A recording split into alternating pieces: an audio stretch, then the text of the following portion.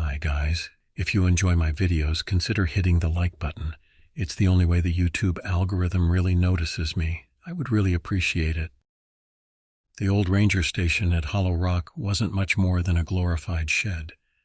The peeling green paint on its wooden panels, the sagging porch steps, and the dusty windows made it clear this place had been forgotten by anyone who didn't need it. My Uncle Mason was one of the few who still came here willingly. He'd been a ranger for decades, long enough to see the station go from the heart of the local forest to an outpost for emergencies only. Mason claimed he didn't mind the isolation, that the quiet kept his head clear, but there was something in his tone whenever he spoke about Hollow Rock. When he invited me to stay overnight during one of his shifts, I jumped at the opportunity. After years of strained family dinners and vague updates about his work, I wanted to understand him better. Besides, the forest always felt like an escape to me, something raw and untamed, far from the chaos of everyday life. I didn't know then how raw and untamed it truly was. The drive into the forest was long and uneventful, the narrow dirt road winding through groves of old pine and birch.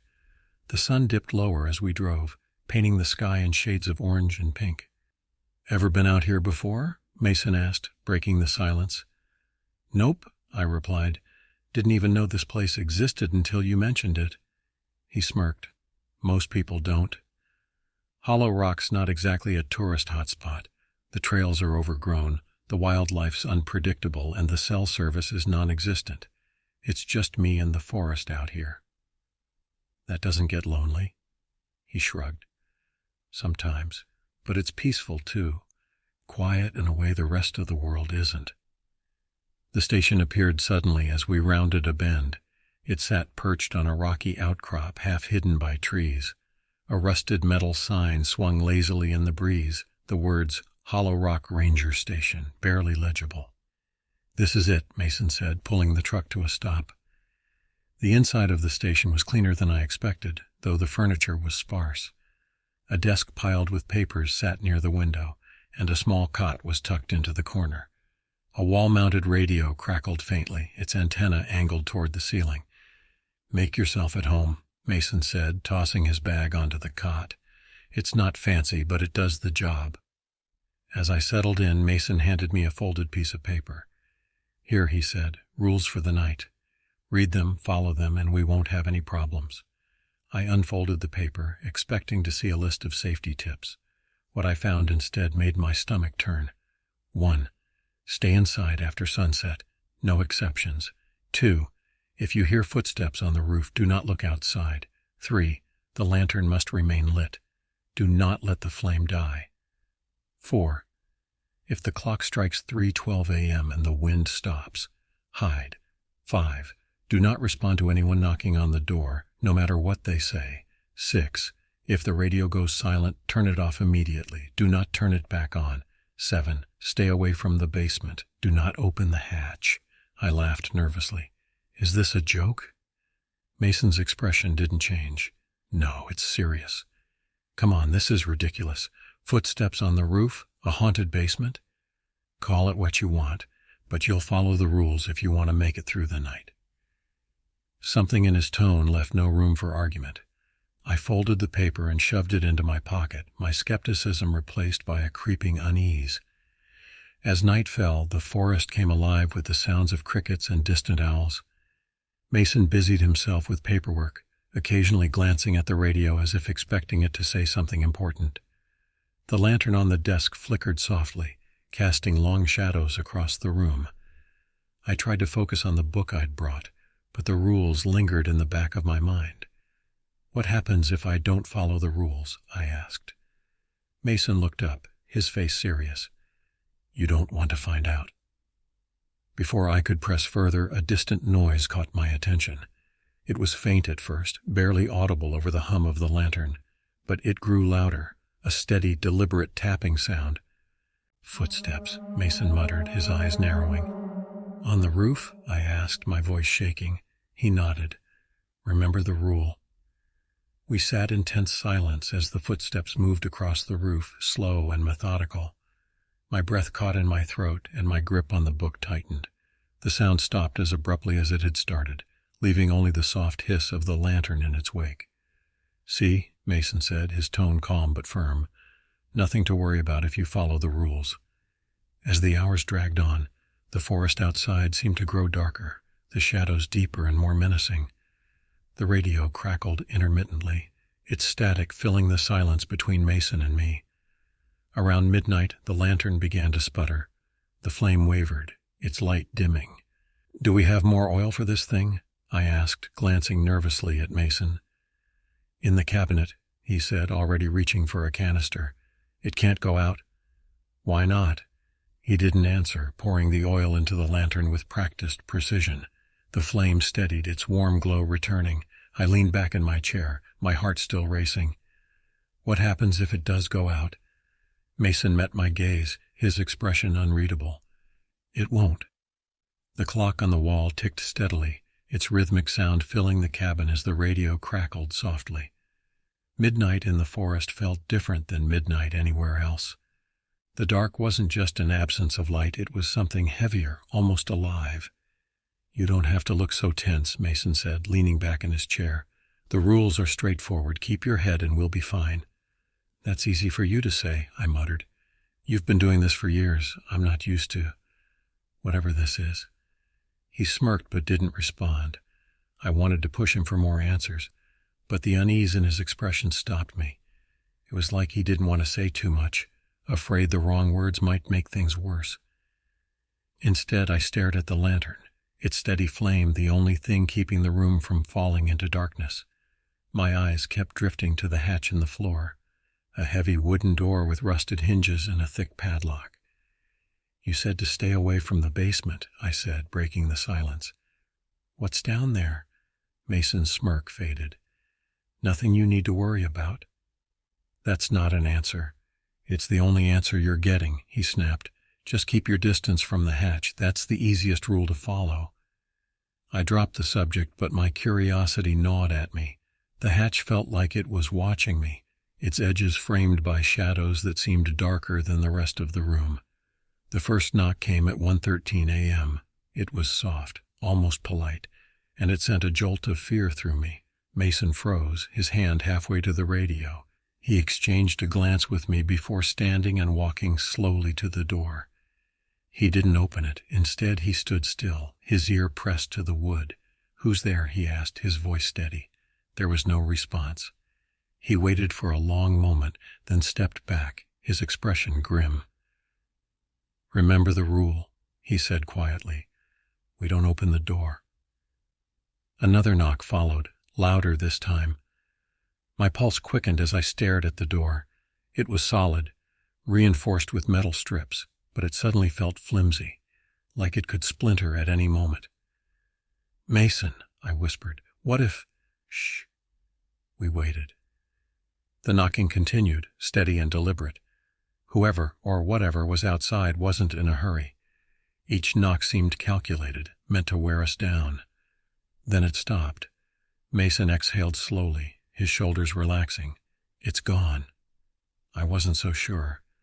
My eyes stayed fixed on the door, half expecting it to burst open, but the room remained quiet, save for the crackling of the radio and the soft hiss of the lantern. At 2:45 a.m. the radio went silent. One moment it was crackling faintly, its static a comforting background noise. The next, it was dead. Mason's head snapped toward it, his expression darkening. "Turn it off," I hesitated. "But turn it off," he barked. I scrambled to my feet and flipped the switch. The room felt quieter without the static, the silence pressing in around us. "What happened?" I asked. "Sometimes the signal drops," Mason said, though he didn't sound convinced. "It's fine. We don't need it." But I could see the tension in his jaw, the way his hand hovered near the rifle propped against the desk. He was worried. A faint sound drifted in through the walls, like whispers carried on the wind. I turned to Mason, but he shook his head. "Don't listen to it." "How can I not listen to it?" I hissed. It's there. "It's not real," he said firmly. "Ignore it." But the whispers grew louder, rising and falling like a tide. They were just words, jumbled and indistinct. But the cadence was wrong, Too slow, too deliberate. My chest tightened as the whispers seemed to press against my ears, filling my head. "Keep your focus on the lantern," Mason said. "Don't let it go out." The clock struck 3:12 a.m. and the wind outside stopped. Not slowed. Stopped. The sudden stillness was unnerving, the absence of movement leaving the forest eerily still. Mason's expression hardened, and he stood, grabbing the rifle. "Hide," he said. "What?" My voice cracked. "Why? What's happening?" "Hide," he snapped, gesturing toward the cot. "Get under there and don't make a sound." I didn't argue. I scrambled under the cot, pressing myself flat against the floorboards. Mason moved to the lantern, his back to me, the rifle held tightly in his hands. For a moment, nothing happened. The room was silent, the flame casting flickering shadows on the walls. Then came the footsteps. They were slow and deliberate, heavy boots crunching against the gravel outside. My breath caught in my throat as the footsteps grew louder, circling the cabin. Mason stood motionless, his eyes fixed on the door. The flame in the lantern wavered, its light dimming. "Stay calm," he whispered, though I wasn't sure if he was talking to me or himself. The footsteps stopped directly outside the door. A new sound filled the room, a soft, scraping noise, like nails on wood. It was coming from the hatch. My heart pounded as I stared at the padlocked door, the shadows around it shifting unnaturally. The scraping grew louder, more insistent, as if something on the other side was desperate to get in. "Mason," I whispered, my voice trembling. "What's down there?" He didn't answer. His eyes were fixed on the hatch, his knuckles white as he gripped the rifle. The scraping stopped abruptly, replaced by a deep guttural growl. "We need to leave," Mason said, his voice low and urgent. "Now." "What about the rules?" I asked. "Screw the rules," he said, grabbing the lantern. "Get up, we're leaving." I crawled out from under the cot, my legs shaking as I stood. Mason unlocked the door, his movements quick and precise. The moment the door swung open, the whispers surged, louder and more chaotic. "Don't look back," Mason said, pulling me into the night. "No matter what you hear, don't look back." The forest outside the cabin was cloaked in shadows, the trees towering above us like silent sentinels. The air was unnervingly still, heavy with the absence of sound. Mason led the way, the lantern in one hand and his rifle in the other, his movements deliberate and steady. I followed close behind, my heart pounding in my ears. The silence was unbearable, a void that pressed down on my chest. Even our footsteps seemed muted, swallowed by the oppressive quiet. "What's happening?" I whispered, afraid to break the stillness, but even more afraid of the unknown. "Not now," Mason said, his voice low. "Just keep moving." We moved deeper into the forest, away from the cabin and whatever had been scratching at the hatch. The trees seemed to close in around us, their branches twisting unnaturally in the dim light of the lantern. The footsteps returned. At first, I thought it was just the sound of our own movements echoing in the silence, but the rhythm was off, too slow, too deliberate. They came from behind us, growing louder with each step. "Mason," I whispered, panic rising in my voice. "Don't stop," he said, his tone sharp, "and don't look back." The footsteps grew closer, each one sending a shiver down my spine. I couldn't resist the urge to glance over my shoulder, even though I knew I shouldn't. What I saw stopped me in my tracks. 2 pinpricks of light hovered in the darkness, glowing faintly like distant stars. They were too high off the ground to belong to any animal I knew, and they didn't move like eyes. They simply stared, unblinking. "Nate!" Mason's voice snapped me out of my trance. He grabbed my arm, pulling me forward. "What did I say? Don't look back." "There's something there," I stammered, my voice shaking. "I know," he said, "but looking at it makes it worse. Keep your eyes ahead." I forced myself to look forward, but the image of those glowing eyes was burned into my mind. They felt alive, like they were watching me even now. We stumbled into a small clearing, the faint light of the moon breaking through the canopy. Mason stopped, his breathing heavy, and held the lantern high, scanning the area. "Why are we stopping?" I asked, my voice barely above a whisper. "We need to regroup," he said, his eyes darting around the clearing. "Something's wrong." "No kidding," I snapped, my fear boiling over into frustration. "What the hell is going on? What's out there?" Mason hesitated, his expression grim. "I don't know what it is," he admitted. "No one does. But it's been here longer than we have. The rules—" He stopped himself, shaking his head. "The rules are the only thing that keep it at bay." "Then why did we leave the cabin?" "Because it wasn't safe anymore," he said. "Sometimes the rules stop working." The lantern flickered, its flame sputtering weakly. Mason cursed under his breath, kneeling to adjust the wick. "What's wrong?" I asked, my chest tightening. "It's running out of oil," he said. "I didn't bring enough for this. What happens if it goes out?" He didn't answer, but the fear in his eyes was enough. The flame wavered, casting jagged shadows across the clearing. The air grew colder, the silence deeper, as if the forest itself was holding its breath. And then the lantern died. Darkness swallowed us whole. The whispers returned the moment the light disappeared, rising from the shadows like a chorus of voices just beyond comprehension. They were louder now, closer, each word dripping with malice. Mason grabbed my arm, his grip tight. "Don't listen to them," he said. "They're not real." "They sound real to me," I said, my voice trembling. "They're not," he insisted. "They're just trying to distract you." The whispers grew more distinct, splitting into multiple voices. Some were soft and pleading, others harsh and accusatory. They called my name, begged for help, and mocked me in turn. I clamped my hands over my ears, but it didn't help. The voices were inside my head, wrapping around my thoughts like vines. "Mason," I choked out, "what do we do?" "Keep moving," he said, pulling me toward the edge of the clearing. "We need to find another light source." We stumbled onto an overgrown trail, its path barely visible in the faint moonlight.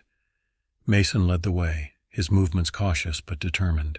The footsteps followed us, louder now, echoing off the trees.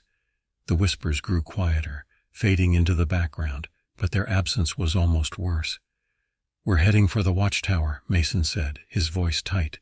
"There's a generator there. We can get the lights back on." "How far is it?" "Not far. Just stay close." We walked in silence, the trail winding through the trees like a serpent. The glow of the watchtower's light was faint in the distance, a single beacon in the endless dark. But the footsteps didn't stop. The watchtower loomed above us, its weathered wooden frame creaking in the wind. Mason climbed the steps quickly, his rifle slung over his shoulder. "Come on," he urged, glancing back at me. I followed him up, the narrow steps swaying under my weight. The tower's lantern was out, but Mason wasted no time cranking the generator. After a few tense moments, the bulb flickered to life, bathing the platform in a harsh yellow glow. For the first time all night, I felt a sliver of relief. "We're safe here," Mason said, though his tone was far from reassuring, at least for now. I leaned against the railing, catching my breath. The forest stretched out below us, a sea of black broken only by the faint glow of the tower's light. Then I saw them, figures in the trees, their outlines barely visible against the shadows. They stood motionless, their eyes glinting faintly in the light. "Mason," I said, my voice barely audible.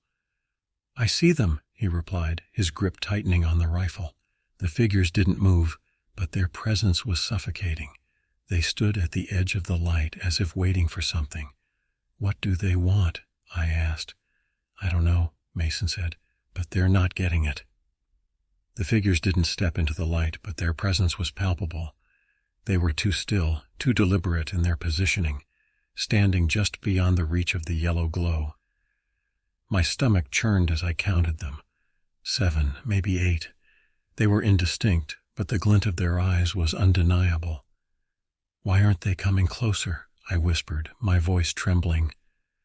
Mason didn't answer immediately. He stood at the railing, his rifle raised, scanning the forest below. "The light keeps them back," he said finally. "They won't step into it, not unless we give them a reason." "What reason?" I asked, though I wasn't sure I wanted to know. "They feed on mistakes," he said grimly. "One wrong move, one broken rule, and they'll close in." The air grew colder and I shivered despite the warm glow of the generator-powered light. I couldn't tear my eyes away from the figures. I couldn't tell if they were staring at us or just waiting for something else entirely. The watchtower's light flickered once, then twice. My heart leapt into my throat. Mason cursed under his breath and dropped to his knees beside the generator. "It's running low," he said, cranking it with rough, deliberate turns. "Keep an eye on them."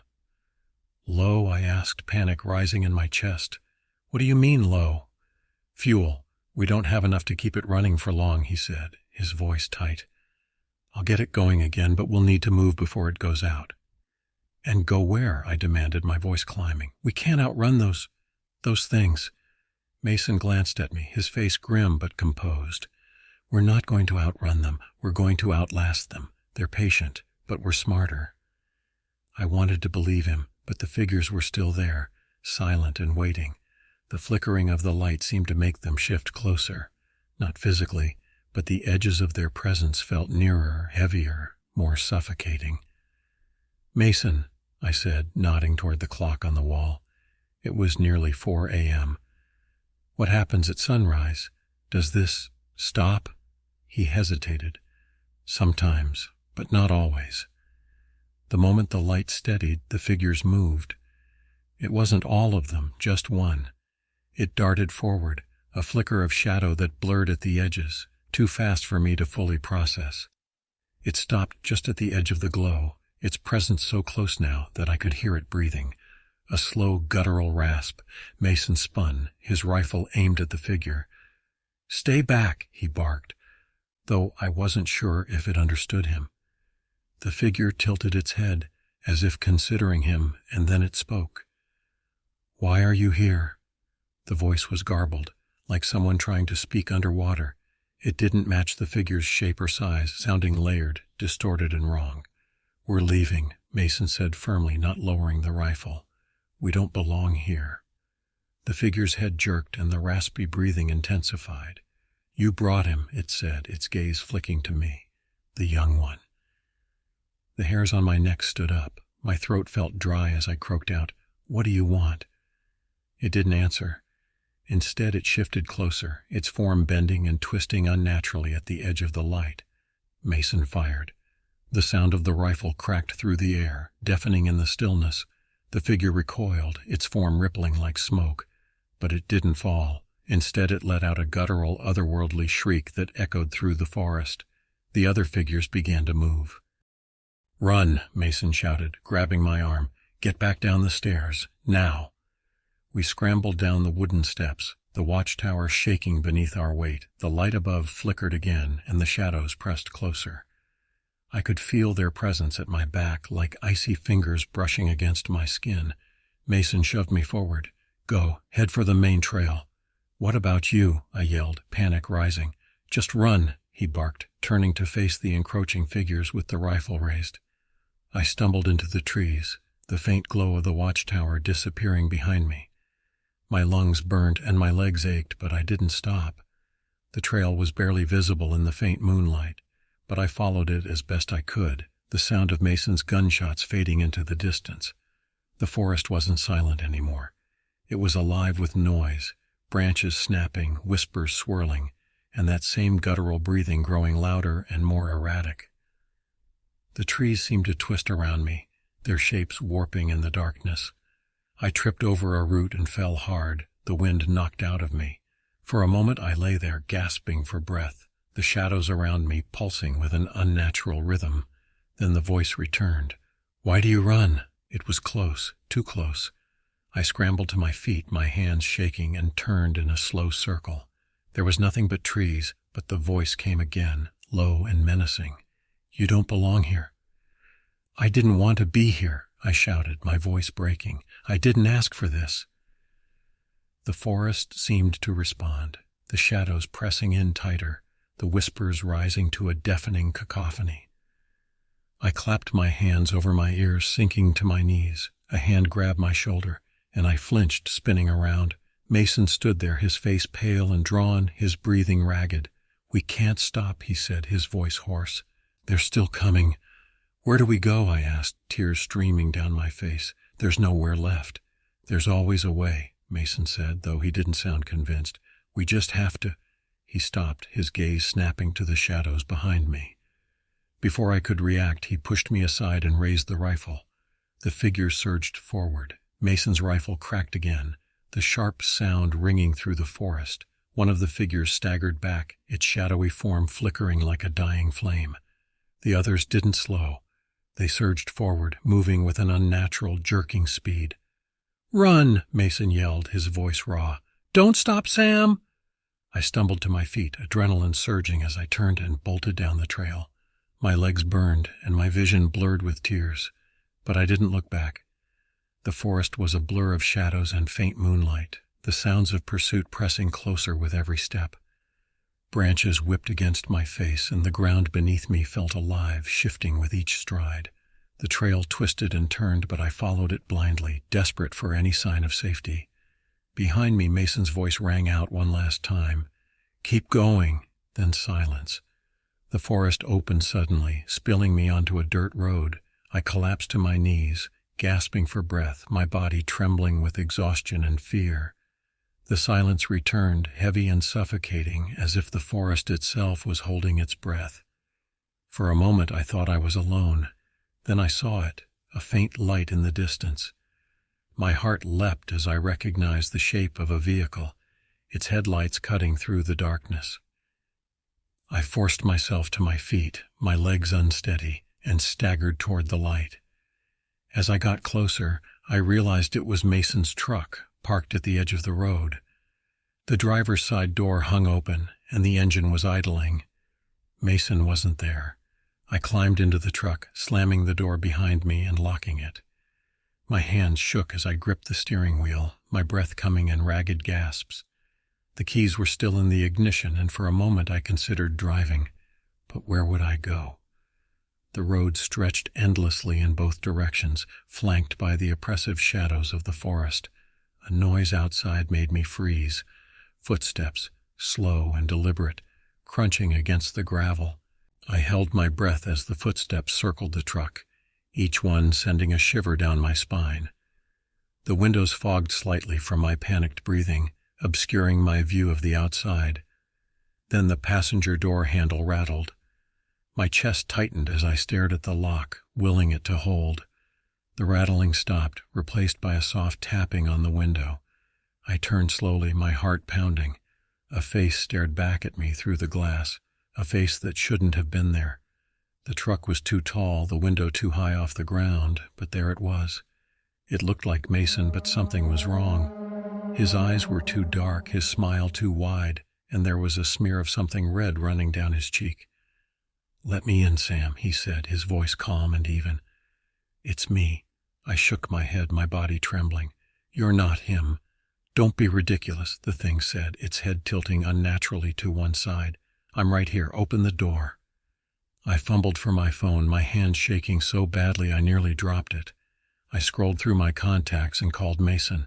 The phone rang and rang and rang. Then, from somewhere deeper in the forest, I heard it. The faint, unmistakable sound of a phone ringing.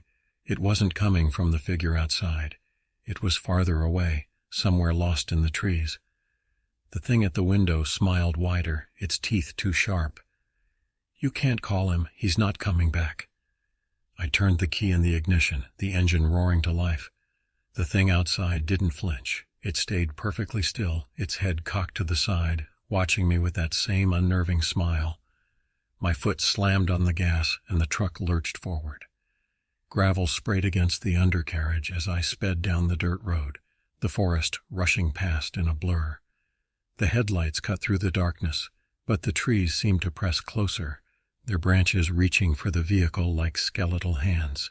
The road twisted and turned, and I gripped the wheel tightly, my knuckles white.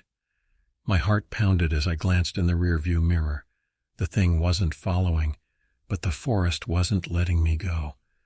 The headlights flickered and the shadows on the road seemed to shift, forming shapes that darted just out of view. The truck groaned as the road grew rougher, potholes jarring the wheels. The silence returned, heavier than before, and then the figures appeared again.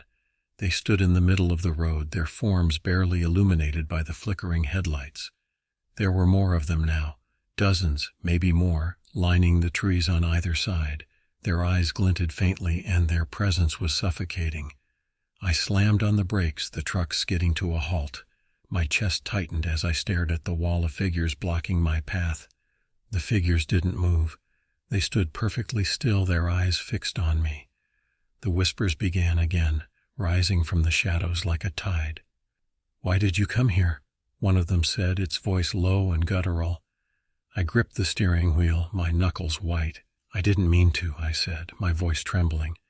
I just want to leave." "You brought him," another voice said, layered and distorted. "You broke the rules." "What rules?" I demanded, tears streaming down my face. "We didn't break anything." The figures shifted, their forms rippling like smoke. "The forest is not yours," they said in unison. "It is ours." The whispers grew louder, pressing against my mind. I clamped my hands over my ears, but it didn't help. The sound was inside me, twisting my thoughts, drowning me in a sea of voices. And then, through the cacophony, I heard it, Mason's voice. "Run, Sam." I looked up, my vision blurred with tears. Mason stood in the middle of the road, his figure illuminated by the headlights. He held his rifle, but his stance was unsteady, his face pale and drawn. "Get out of here," he yelled, his voice cutting through the noise. "Don't stop for anything." "But," I started, my voice breaking. "Go," he roared, raising the rifle. "I'll hold them off." The figures surged forward, their forms blending into the shadows. Mason fired, the sound of the rifle echoing through the forest. I slammed my foot on the gas, the truck lurching forward. The figures swarmed, their shadows twisting and writhing, but I didn't stop. The truck barreled through the road, the whispers fading into the distance. I didn't look back. The dirt road stretched endlessly before me, the headlights cutting through the oppressive darkness. The whispers were gone, replaced by the steady rumble of the truck's engine and the pounding of my heart. My hands trembled on the steering wheel, the weight of what I'd left behind pressing down on me. Mason's voice echoed in my mind. "Run, Sam, don't stop for anything." I had done as he'd said, but the guilt was unbearable. The forest had taken him. I didn't know what that meant, but I knew it wasn't good. I couldn't shake the image of him standing there, rifle raised, as the figures closed in. Ahead the road began to change. The towering trees gave way to open fields, the dense canopy of branches receding into the distance. A sign loomed on the side of the road, weathered and faded, but still legible. "Exit, Hollow Rock National Forest." Relief washed over me as I passed the sign, the tension in my chest easing for the first time in hours. The forest was behind me. I was safe, or so I thought. The truck rattled as the road turned to pavement, the smooth surface a welcome change from the jarring potholes of the forest path. I adjusted the rearview mirror, glancing back at the dark expanse behind me. The forest wasn't there anymore. Instead, the road stretched into an impenetrable void, as if the forest had swallowed itself whole. My stomach turned, and I gripped the wheel tighter. Then I saw it.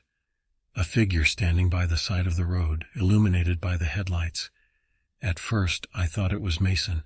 My heart leapt, hope surging through me like a drug. But as I drew closer, I realized it wasn't him.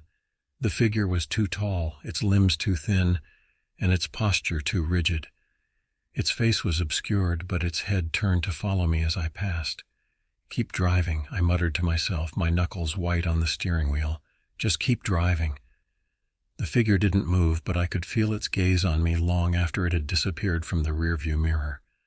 The ringing of my phone shattered the silence, startling me so badly I nearly swerved off the road. I fumbled for the device, my hands shaking, and glanced at the screen. Mason. My chest tightened. It couldn't be him. I had seen him in the forest, heard his voice telling me to run. But against all logic, I answered. "Mason?" I whispered, my voice trembling. "Sam." His voice was calm, almost too calm. "Where are you?" I got out," I stammered. "I'm on the main road. Are you okay?" There was a pause, the line crackling faintly. "You need to come back." "What? No, I'm not going back there."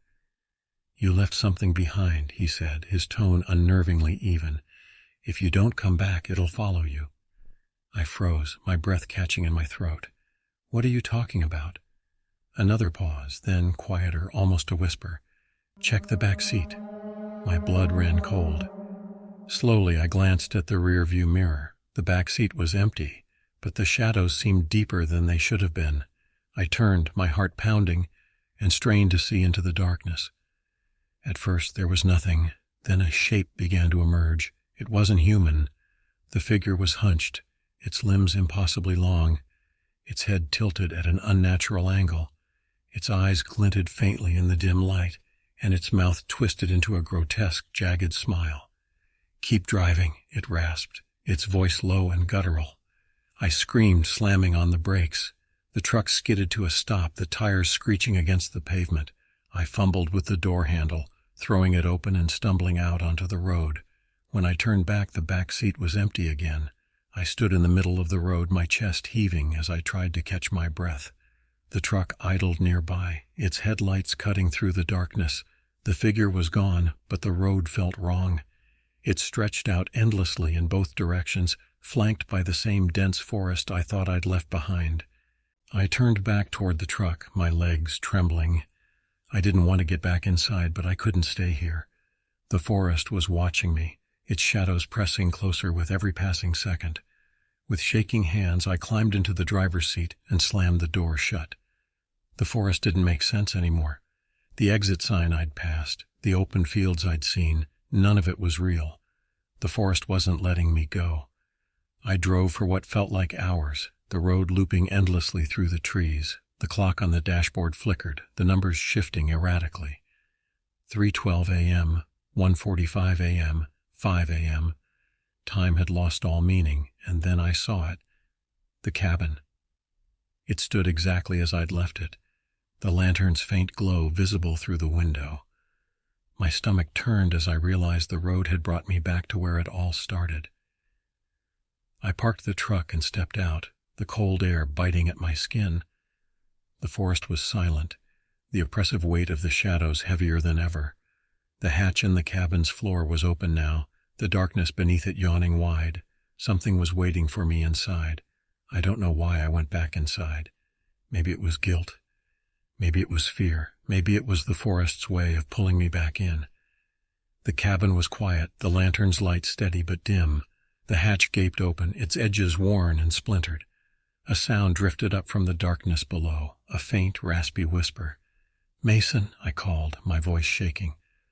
The whisper grew louder, more insistent. It wasn't saying words I could understand, but it pulled at me, drawing me closer to the hatch. My hands trembled as I gripped the edges and peered down into the darkness. The whisper from the hatch was like a magnet, tugging at something deep within me. It wasn't Mason's voice anymore. It was layered, distorted, and cold. But beneath the fear, there was a strange sense of familiarity, as though the sound belonged to a part of me I'd long forgotten. I wanted to run. Every instinct screamed for me to leave the cabin, to climb back into the truck and drive until the forest disappeared. But the forest wouldn't let me go. I knew that now, so I stepped closer to the hatch. The air around it was frigid, and a faint draft carried the scent of damp earth and something metallic. My hands trembled as I gripped the edges and lowered myself down.